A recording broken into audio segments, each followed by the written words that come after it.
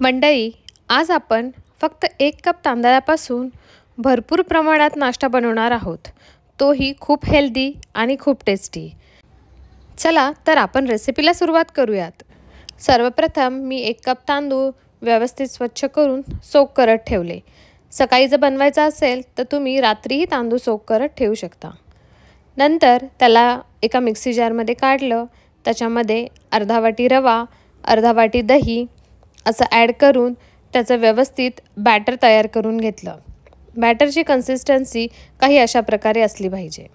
नंतर ते बॅटर एक 10 मिनिटं रेस्ट करायला ठेवलं। तोपर्यंत आपण छान खमंग अशी चटणी बनवून घेऊयात।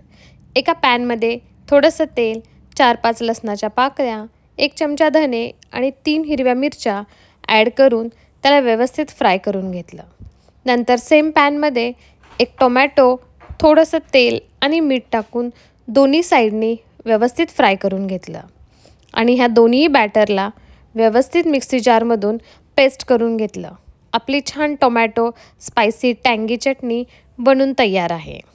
बॅटर पण रेस्ट करून झालेला आहे। त्या बॅटरला आपण असा जिऱ्याचा थोडासा तडका टाकायचा, त्याच्यामध्ये 1 चमचा हिरव्या मिरचीची पेस्ट, थोडंसं मीठ आपल्या चवीनुसार ॲड करून मिक्स करायचं। नंतर अर्धा छोटा चमचा बेकिंग पावडर किंवा बेकिंग सोडा ॲड करून हे बॅटर व्यवस्थित मिक्स करून घ्यायचं। त्या बॅटरला ग्रीस केलेल्या प्लेटमध्ये ॲड करायचं आणि स्टीमरमध्ये अशा प्रकारे 10 ते 15 मिनिटासाठी स्टीम करून घ्यायचं। 15 मिनिटानंतर आपले खूपच टेस्टी आणि स्पॉन्जी तांदळाचे ढोकळे बनून तयार होतील। त्याच्यावर थोडंसं लाल तिखट स्प्रिंकल करायचं आणि जिरे, मोहरी, कढीपत्त्याचा जो तडका असतो तो आपण अशा प्रकारे तांदळाच्या ढोकळ्यावर ॲड करायचा।